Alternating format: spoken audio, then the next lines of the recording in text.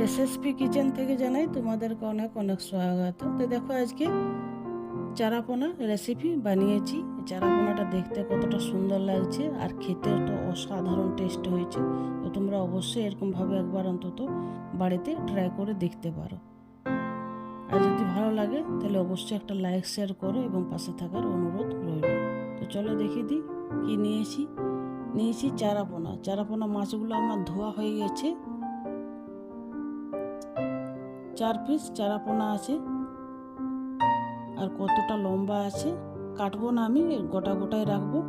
শুধু পেটটা কেটে বুটিটা বার করে মাছটাকে আবার ধুতে হবে।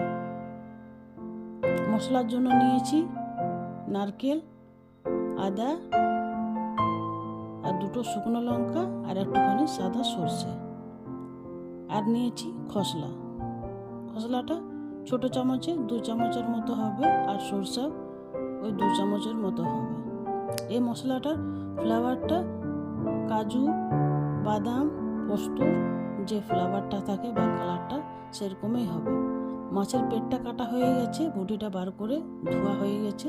মাছের মাথাটা ভালো করে ধুয়ে নিয়েছি, ফুলটা কিন্তু রয়েছে। কড়াইটা গরম হয়ে গেছে, তেলটা দিয়ে দিলাম। তেলটা তো তখন গরম হোক, আমি মশলাটা এদিকে বেটে নেব।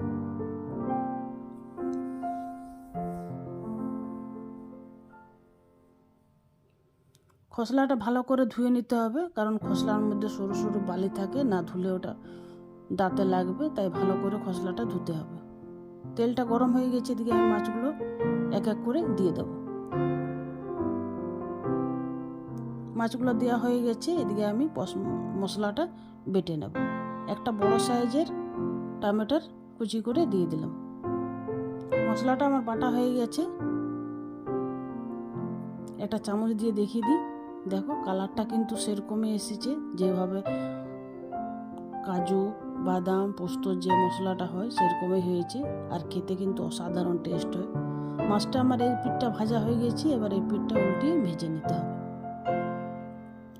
মাছটা অনেকটা লম্বা আছে, বড়, তাই উল্টাতে একটু অসুবিধা হচ্ছে। আস্তে আস্তে করে উল্টে নিলেই হবে। কড়াইটা সোজা করে দেখিয়ে দিই। দেখো কতটা লম্বা আছে মাছগুলো। কাটলেও হতো, কিন্তু লম্বা গোটা থাকলে দেখতে ভালো লাগবে, তাই আর মাছটা কাটলাম না। 2-3টে মাছটা কিন্তু আমার ভাজা হয়ে গেছে।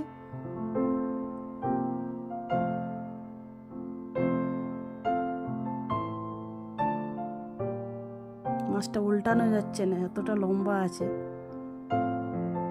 অসুবিধা নেই, ভাজা হয়ে গেছে। এবার একটা প্লেটের মধ্যে তুলে নেব।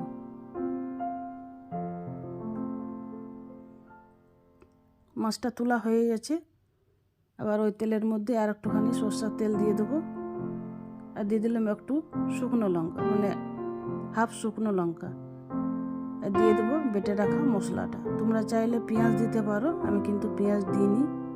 এটা হচ্ছে নিরামিষ চারাপোনার কারি, পেঁয়াজ রসুন কিছুই দেব না। এই যে মশলাটা দিয়েছি এটাতে কিন্তু অসাধারণ টেস্ট হয়। তো তোমরা অবশ্যই বানিয়ে দেখতে পারো। মশলাটা ভালো করে কিন্তু কষাতে হবে যতক্ষণ না তেল ছাড়ছে।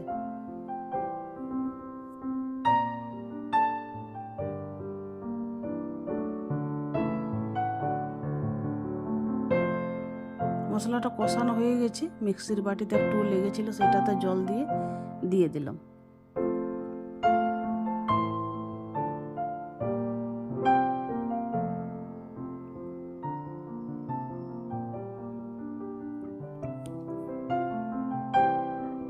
দিয়ে দেবো স্বাদ মতো লবণ।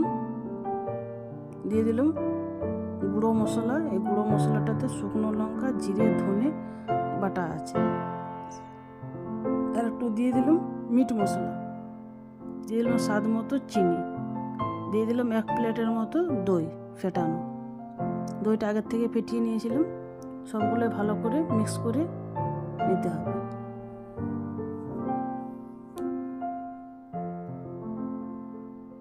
দেখো মশলাটার কালারটা কতটা সুন্দর এসছে, আর গন্ধটা কিন্তু দারুণ বেরিয়েছে।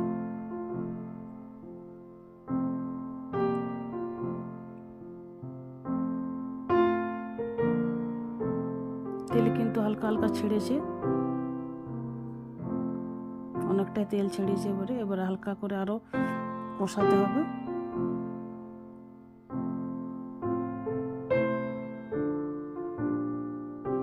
আর একটুখানি জল দিয়ে দিলাম, ঠান্ডা হলে পরে আর একটা ঘন হয়ে যাবে। কষানো হয়ে গেছে আমার।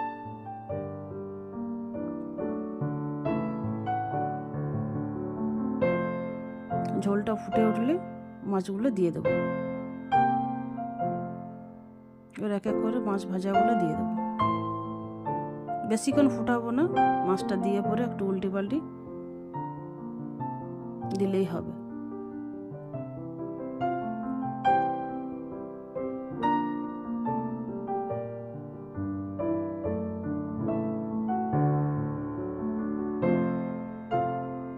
ফুটা হয়ে গেছে, এবার গ্যাসটা বন্ধ করে দেবো। গ্যাসটা বন্ধ করে দিয়েছি। দিয়ে দেবো ধনেপাতা কুচি। ধনেপাতা কুচিটা দিয়ে 1 মিনিটের মতো ঢাকা দিয়ে রাখবো।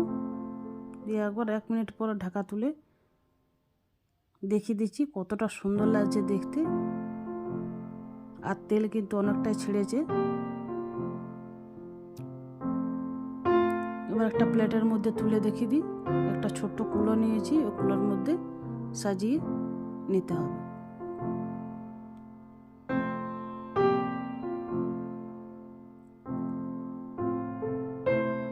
কতটা সুন্দর লাগছে দেখতে।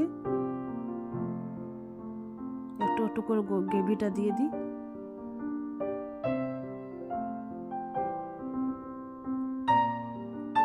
পুরো ভিডিওটা দেখার জন্য অসংখ্য ধন্যবাদ জানাই।